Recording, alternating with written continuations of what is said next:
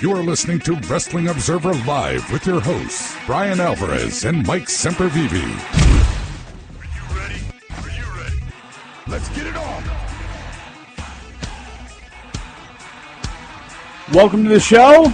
This is Brian Alvarez. This is Wrestling Observer Live. Mike Sempervive here with you. I'll be here in the next hour talking professional wrestling and mixed martial arts with you. Don't worry, I won't be alone. Jim Valley's going to be with me. No matter what combination you hear on this show, we're always going to be here for you. Yeah, I was doing a little bit of a pause here as I try to get the correct pronunciation of the big boss man's new daughter, the new Duchess of Wales, Hana Lay. Congratulations to Brian Alvarez. That's why he's not here. In case you have been hiding under a rock, Brian and his wife Whitney were expecting their second child, which happened this morning. So I don't think that Brian's going to be back here tomorrow either. I would at least hope not. So you'll probably be getting Jim and I again. But don't worry, Brian will be back soon enough. No matter when you listen to us, we're here every single day with you. Saturdays, 1 p.m. Eastern, 10 Pacific, 5 UTC. Monday through Friday, 3 p.m. Eastern, noon Pacific, 7 UTC. And Sunday, 6 p.m. Eastern, 3 Pacific, and 10 UTC. It's Thursday, which means we've got the Wednesday night warm-up reaction. What did you think? I thought it was a great show, NXT on USA last night. It graduated to the WWE Network, where they added a little bit more drama and intrigue to things. We got the return of Lio Rush. We've got an NXT championship match set up, it looks like, between Kushida and Walter. And we got a big brawl at the end of the show to kind of hook you back for next week with everybody fighting everybody. A great classic ending to a wrestling show, and I thought they pulled it off very, very well. Dying to hear your thoughts on it because, again, I think that WWE and NXT really struck hard. 1-800-878-PLAY is the number, 1-800-878-7529. You can also get a hold of us on Twitter as well, at Sempervive, at Jim Valley, and at Sports Byline USA. And after this break, we'll get it started. A lot of other news as well, too. We'll get into what we can. This is Wrestling Observer Live.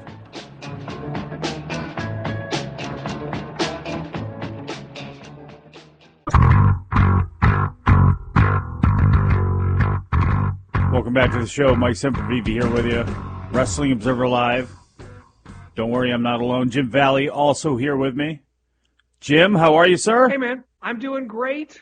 Congratulations to Brian and his wife, Whitney. It's a very exciting time. Anytime you have a child, as you well know, it's one of the happiest days of your life. As a matter of fact, Brian is almost as happy right now with his new daughter as Dave Meltzer is heading down to the Battle of Los Angeles.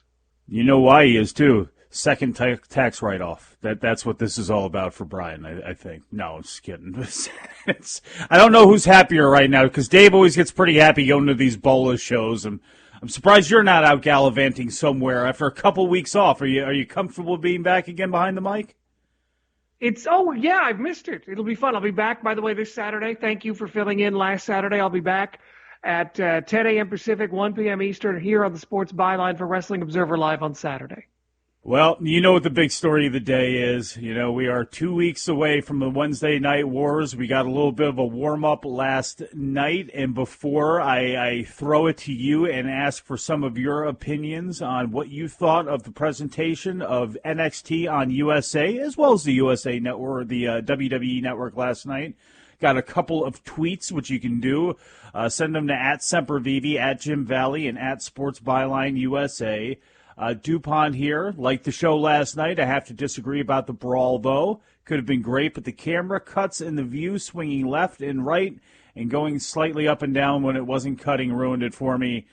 DuPont, I understand. It is a very WWE way of doing things, and there was a lot of that, yes. I'm not going to let that take away from the overall thoughts I have of the end of it, but I do understand what you're seeing there. And Juan Carlos Escalante, starting out last night's NXT with Io Shirai, was a great way to start the very first episode. I also liked how the show did a good job of introducing new viewers to NXT talent without insulting the longtime viewers who are familiar with the product.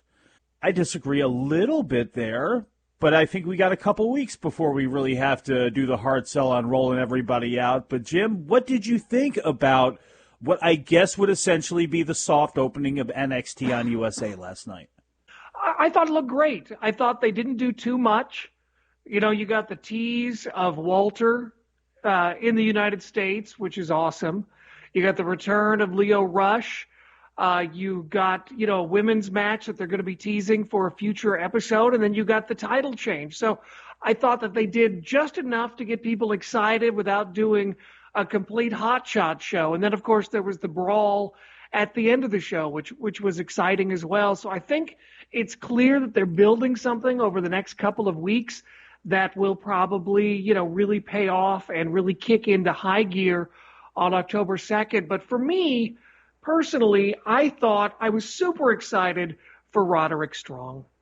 Right now, I hope the talent, young talent that is signed to AEW or NXT, WWE, or anywhere right now where they're making a living is really grateful for the position that they're in, because there was a time when a guy like Roderick Strong, who is just as talented as anybody, was probably just scraping by.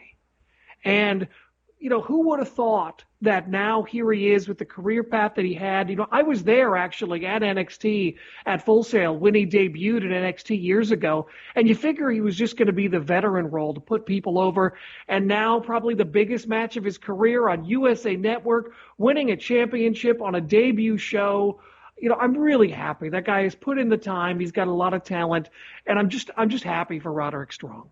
I am too, and thank you for pointing that out, because it couldn't be happening to what I know of as a nicer, better guy. Certainly, there are a few harder working guys. Roderick Strong looks he really physically is one of those guys who looks so much younger than what he actually is, which of course is going to benefit his wrestling career as he goes along. But he's 36 years old. And he's been in this game for a long time and been in the game so long that he was one of those guys that was never going to get the opportunity to make it. And like you were saying, given this opportunity, a lot of people thought, ultimately he was going to be the guy that helps, benefit putting other younger guys over and getting them ready. And how this whole thing in the wrestling business has turned around, exactly where we're at right now, where a guy like Roderick Strong, a guy like Adam Cole at his size, a guy like Kyle O'Reilly and Bobby Fish at their sizes have the ability to thrive, to sell merchandise, to be stars, even if it's quote-unquote only at the NXT level, I think is something else. Now, before we get to some of the nuts and bolts of the show, with how the show was laid out, with a lot of the concern about Vince McMahon and his fingerprints, his ideas, will he be interested in the product? We didn't see a lot of that last night. We saw what I think has been, the best foot forward, some of the best of NXT, some of the reasons that NXT fans love their products so much. We got to see that on display last night. Do you feel as though there's any looming presence from Vince McMahon, there's any long shadow that is cast over the show, or do you believe that as long as they put their nose to the grindstone, as long as they continue to do what they're doing here, that Vince is going to stay out of the way and let Hunter and everybody else who's been doing their job down there the chance to do it? A lot of people have criticized Brian Alvarez online for talking about that very topic. And if history shows us anything, is that Vince will interfere. All the signs, many of the critics, people in WWE have said that absolutely not. But at the end of the day, history shows that if the ratings don't deliver, if AEW comes out strong from a rating standpoint or a buzz standpoint, Vince will interfere. History shows that. So my answer to your question is it's still early. Yeah, still too early to probably tell yet. And one of the reasons why is, and Brian brought this up, as great as that 400-person crowd is, as crazy loud as they are, it still looks like they're filming at Full Sail University. And that's not a negative. That's not, a diss. That's not a bad thing. But when you are then going against people that are competing in front of 8,000 people in a major building, it is going to be interesting to see what tack that they decide to take. Now, creatively, I liked some of the things that they did last night, including when they came back from break, and I don't know if you noticed this, I think they came back from break far better on NXT than they ever do on Raw or on SmackDown, and I do know that guys have been... You know, a lot of those guys have worked TV at some level before. Obviously, they're working NXT, but hitting commercial break spots has been something that they've been working on down there. And I thought they got off to a great start, number one, by just putting the women's title match or the women's contender match first, but also the way they came back from break with that stack suplex. They basically mimicked that same thing with a top rope suplex spot, or I think it may be a backbreaker spot with Roderick Strong and Velveteen Dream. Those were just two small things that I noticed that really I thought were a nice way to return from commercial. I thought a non-insulting way to return from commercial. Is there anything they did last night which stood out to you that you liked a lot as far as just some of the aesthetics go? Here's the thing is right now, AEW has been on fire selling tickets, but we have seen some softening as far as ticket sales. So even though right now AEW is in bigger arenas, it doesn't necessarily mean that it's going to stay that way. And I think that you can use that size to your advantage as far as you make it look edgy. You make it look underground, even though it's just another arm of gigantic corporate monster WWE. I think that I think it looks fine. But then again, you know this as well as I do. One of the big successes of WWF in the early days was the production values, where Crockett was in smaller arenas, WWE was in huge, well-lit arenas, and the optics make a big deal. But for me, maybe it's because it doesn't bother me as much, I thought it looked fine. I thought if you have a club look with excited, rabid fans, and the lighting looks good, and you have a quality delivery, and I thought the announcing was great. Morrow is not everybody's cup of tea, but that said, I thought he was really unselfish as far as the three-person announce team. Everybody got a turn as opposed to Renee Young fighting for oxygen all of the time. We're going to let some of the oxygen breathe right now and take it to break. We'll be back. We got a full bank of calls that's lining up. 1-800-878-PLAY if you'd like to join us. Wrestling Observer Live. All right, back on the show. Mike Sempervive here with you. Jim Valley, Wrestling Observer Live. Might as well hit the phones. 1-800-878-PLAY, 1-800-878-7529. Find out what you think about NXT on USA last night, the debut of the show. We're going to go to Nick in Vermont. Nick, how are you today? Hey, Mike, how are you doing today? Doing okay. What's on your mind? What did you think of the show last night? I thought it was good.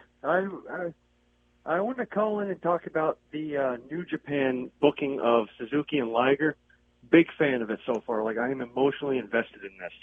My question to you guys is, do you think they will save it, or they will build the match to King of Pro Wrestling, or do you think they could save it for the retirement match for Liger at Wrestle Kingdom? And the other part to that question is, go ahead, Mike. No, it's Jim. If I may be so bold, Mike. I do a podcast with Fumi Saito, who is Japan's leading pro wrestling historian, journalist, author, and we do Pacific Rim for subscribers at WrestlingObserver.com. And he broke down the whole history going back decades between Suzuki and Liger. And I asked him that very question, if Suzuki may be Liger's final opponent, or they're going to do this match in October. And Fumi is under the impression they're going to do this in October.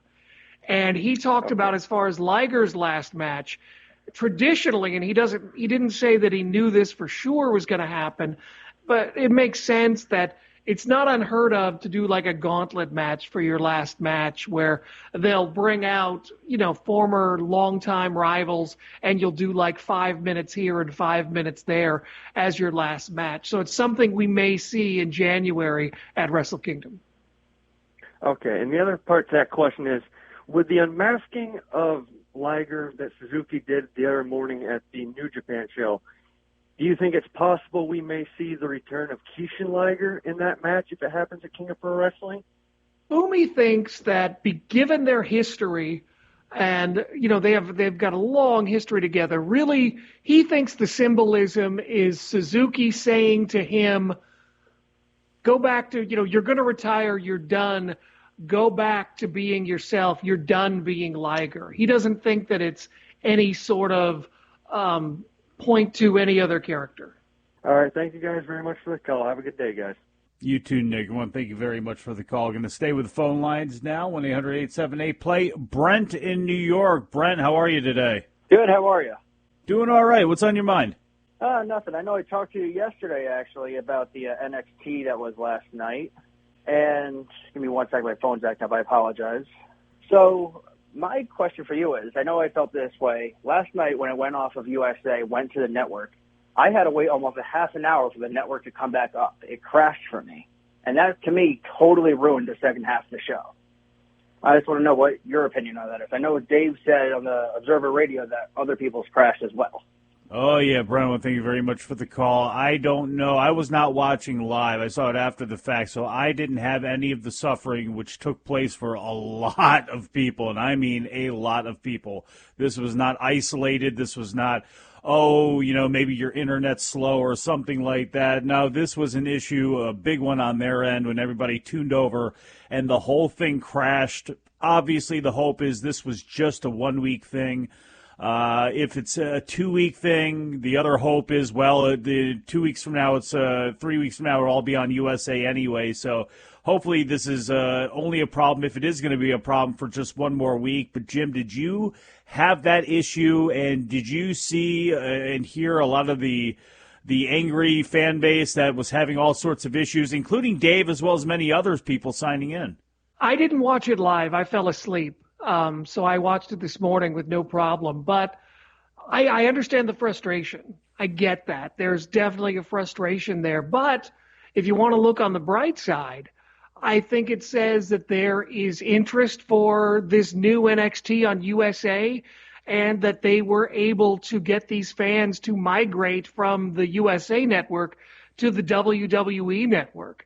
And I'd be curious to see what the numbers were. And also, pay-per-views haven't crashed the network in a long, long, long time. This is the first major outage that I can recall off the top of my head, but then again, my memory's terrible. So I would say that, yeah, it's bad, but maybe it's a good sign that there is interest in this Chapter 2 of the NXT product. That's true. I guess there's nothing to complain about that way when demand overtakes it. It's not like anybody's going to be throwing their hands up and saying, I'm sick of the WWE Network for that. And I know there's concern, too, with some people wondering how exactly they're going to replace NXT on the WWE Network.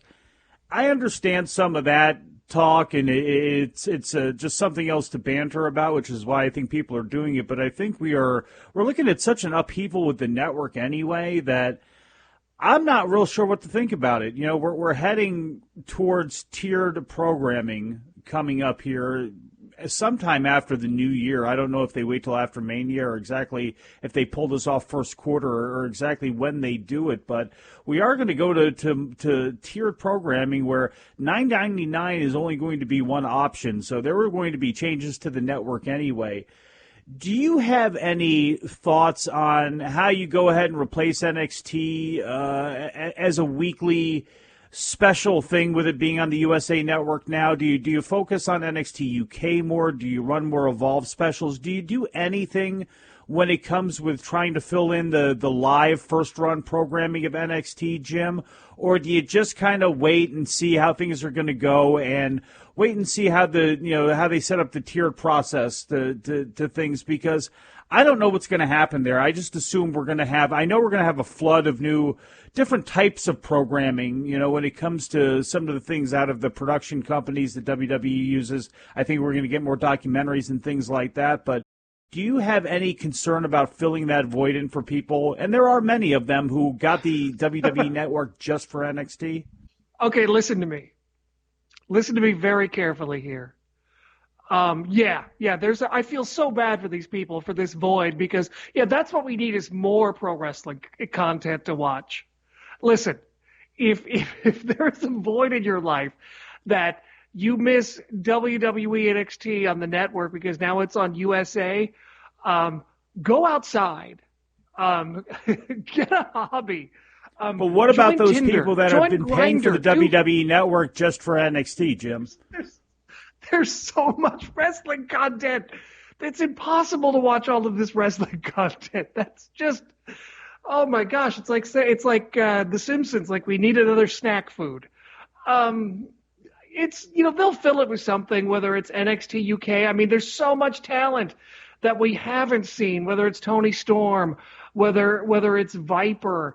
They could do a whole women's show, a whole women's promotion if they wanted to. There's so many options. Yeah, they could do Evolve and do any of those. And it's my understanding they're talking to other independent promotions. So they'll fill it with something. And but as far as a void, there's so much wrestling content. If you're not satisfied, then seek help. Seriously.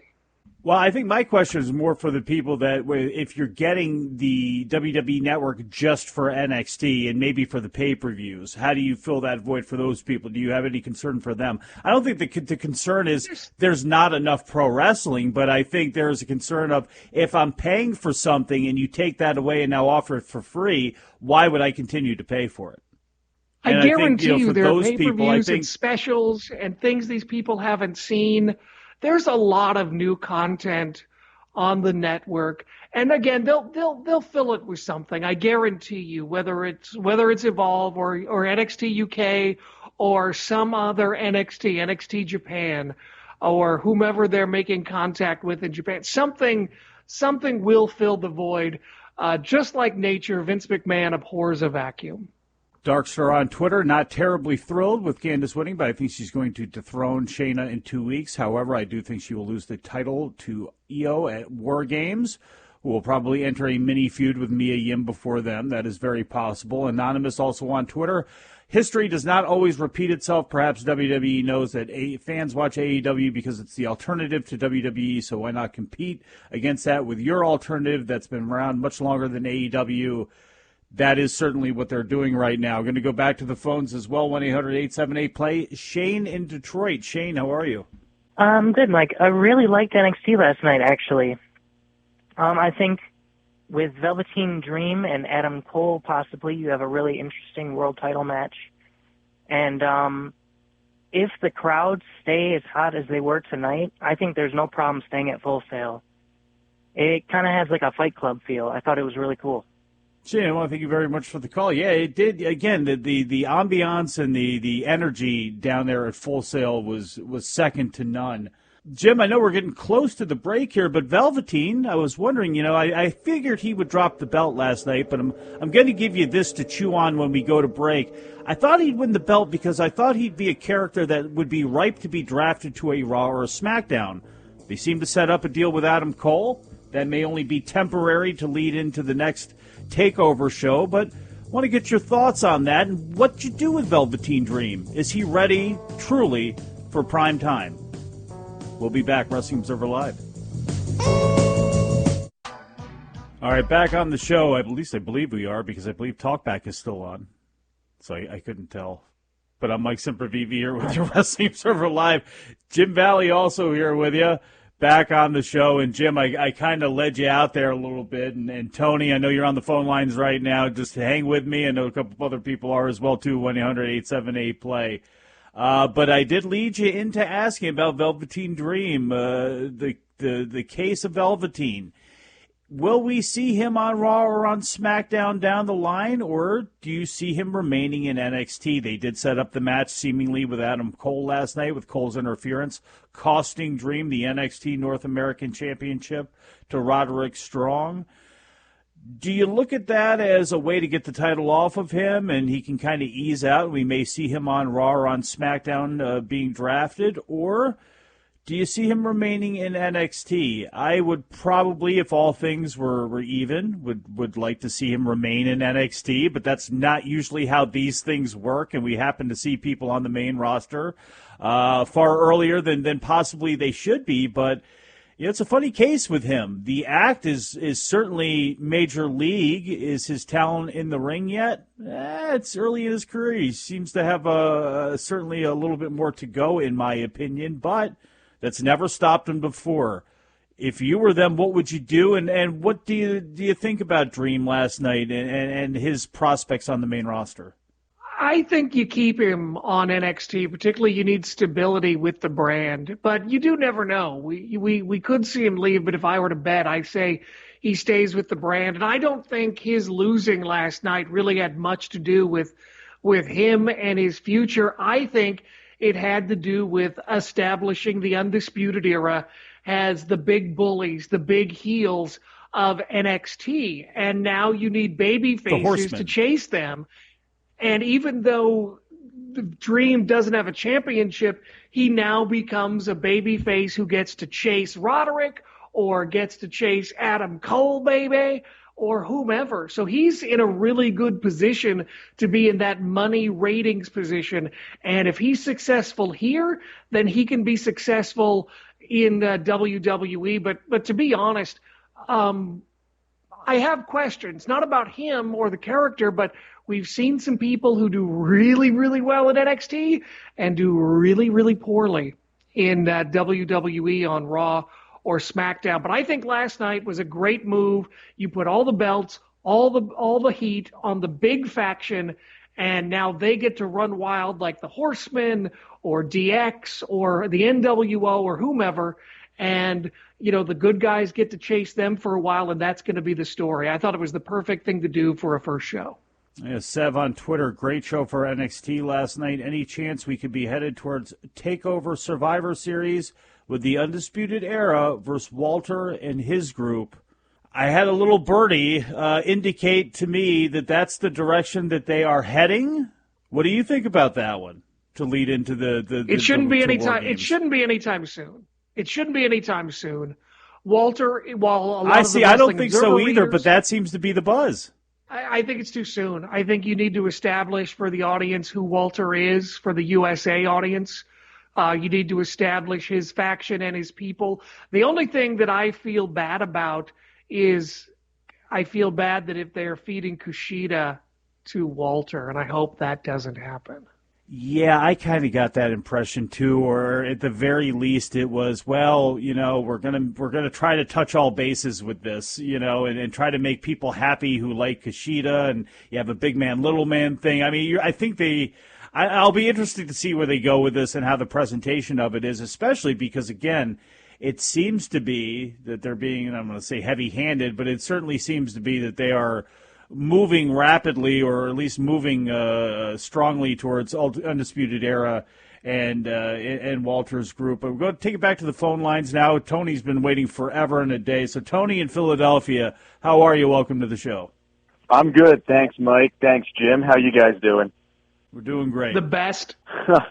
I actually wanted to, because Jim's here, I actually wanted to talk a little Joshi as a change of pace, because I've been watching Stardom's 5-Star Grand Prix, and outside the injuries, it's been a great tournament.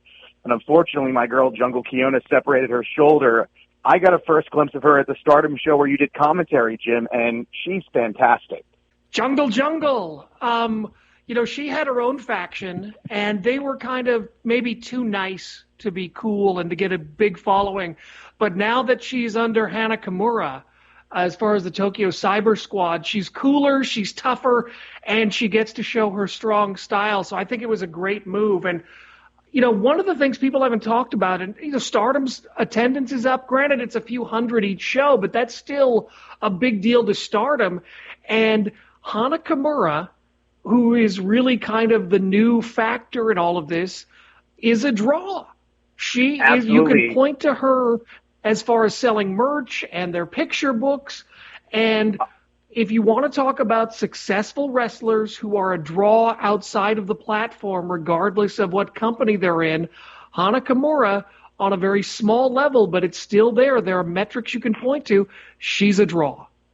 I met her. She is so nice to everybody. I love Tokyo Cyber Squad. And as Dave Meltzer likes to say, Hana Kimura is a superstar, an absolute superstar. Yeah. She's going to be something someday. If I'm Rossi, I'm keeping her under contract for a long time. Absolutely. And I also wanted to talk about Sari, because there was a report that she was going to WWE, and then there was a later report that she refuted that she wasn't going to WWE. Do you know anything about that? I don't. I don't know much about that other than just what you heard. I couldn't confirm or deny anything about that.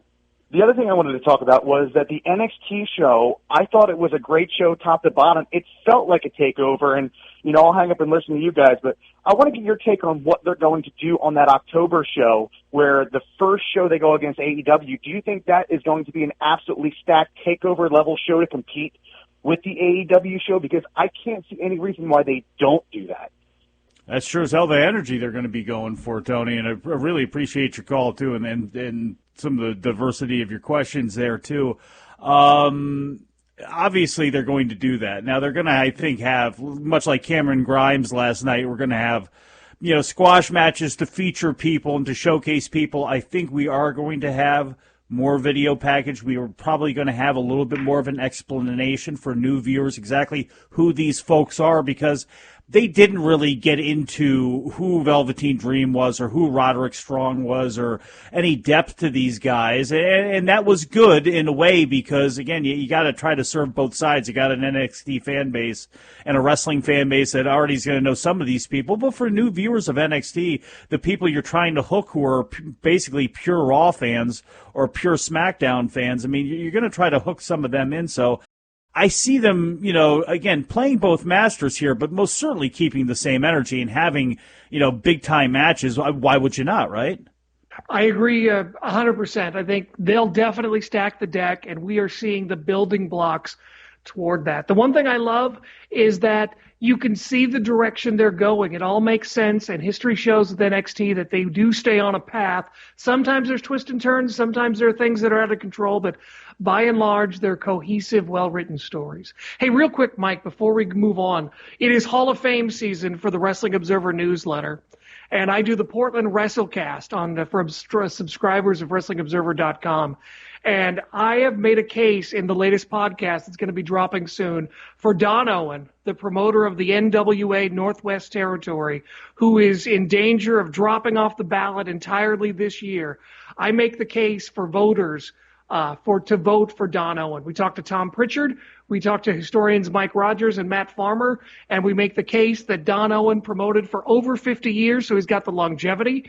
We make the case that he's got the influence, and we make the case that he sold a lot of tickets and drew a lot of big houses. So we talk about all the boxes that he checked, and we talk about his history. So if you are a voter for the Wrestling Observer Hall of Fame, the show's going to be dropping soon, and I would ask that you listen to it before you mark your ballot and send your ballot in to Dave. Fair payoff, man. An incredible nurturer of talent. Look how much. I don't think people realize the amount of talent that came out of there. Names like, you know, people don't think about Jimmy Snuka and Jesse Ventura and Kurt Hennig and guys like that, and think about Jay Youngblood. You know, guys who had cut their teeth there and really establish something there. So I hear what you're saying there. I cannot believe the Portland WrestleCast would be advocating for Don Owen to be in the Hall of Fame. I am shocked by that, the same way I am shocked that Tony in Philly could look at Hana Kimura and think that she could be a star. You know, at that Stardom show and at at Madison Square Garden, the one in Baltimore where there was Stardom participation. Look, Hana Kimura looks-wise is something else. I mean, and that's why she sells a lot of those picture books and idol books and things like that. But Tony also mentioned another name of a cute girl as well, too, by the name of Sari, who I have advocated for her on the show a lot, especially her matches with Chihiro Hashimoto. And I don't want to get you in any political hot water here to talk about another promotion other than Stardom, who you've done some announcing for, but man, there is so much female talent out there. I know a lot of the attention falls to Stardom and people look at Kenny Omega and his relationships with Riho and things like that, but it's like the New Japan and Stardom working with AEW, I think, would make a lot of people happy. But there is so much talent out there on the independent scene, especially in Japan, in DDT, in Big Japan, in Ice Ribbon, and these other promotions that are out there Are there any women on your radar, like the Suris, like the Toshiro Hashimoto's, who I would not see coming over here, but there are several others that have the possibility maybe in the future? Are there any other names to you that kind of stand out as somebody that we may see in AEW, or possibly maybe we see down the line signed to WWE with how aggressive they're getting? I don't know, who can be signed and who can't be signed, but one of my favorites, or the best wrestlers in the world that very few people talk about, is the Prime Minister in Stardom, Kagetsu, who was the champion until she was beaten by Bea Priestley. At Madison Square Garden at the G1 Supercard, they opened up the show.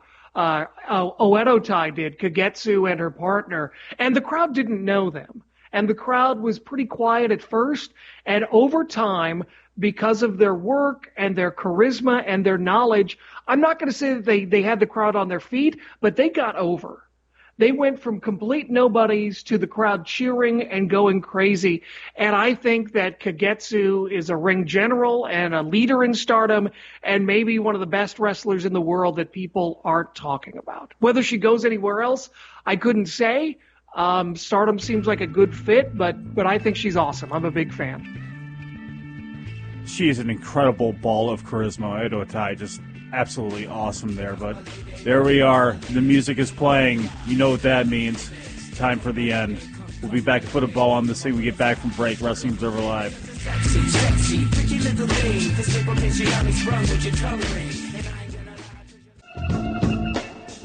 Brian Alvarez is going to be back on this show at some point. Just don't know when that's going to be. That's all right, though. We got you held down. We are here with you every single day, Monday through Friday, 3 p.m. Eastern Time, Sunday, 6 p.m. Eastern Time, and then live on Saturdays. Jim, I have a feeling you're going to be here tomorrow, but in the chance that you're not, tell them about Saturdays here on Sports Byline Radio Network. Well, my plan is to be here tomorrow, so heads up to everybody in the studio and heads up to you, Mike. But Saturdays, we do it live. We do it at 10 a.m. Pacific, 1 p.m. Eastern, and all across the world on the Sports Byline app, also on the Sports Byline website, and Sirius XM, the Dan Patrick channel, so you can hear us anywhere. And then if you're a subscriber, we upload it after the show as well. A lot of people listen to it that way. So live on Saturdays, and there'll be a ton to talk about. Oh, yeah, we're going to have a ton to talk about tomorrow, too, including the rating, which we should be hearing about coming off of NXT on the USA Network. Will it do better than the last time around? I think it was about 800,000 or so for the special that they had. It's been a couple months now since they had that one, but we'll see how that goes. Got a lot of other news as well, too, including this one as we go out to break here. Paramount Animation and WWE Studios are partnering together for a project that includes roles for Becky Lynch and Roman Reigns, a movie called Rumble, an animation movie that WWE Studios is co-producing with Paramount, expected to be released in the summer of 2020. WWE Studios, obviously the executive producers on the film, so not only getting Roman Reigns out there as well they should in these types of vehicles, but also Becky Lynch as well, too, which is pretty cool. Will Arnett, Terry Crews will be involved there, Tony Danza, Stephen A. Smith, other people will be making special appearances in their voice acting roles. It's enough voice acting for me today and for Jim Valley. Brian, once again, congratulations, my friend, and for the rest of you, we shall talk to you again after a while.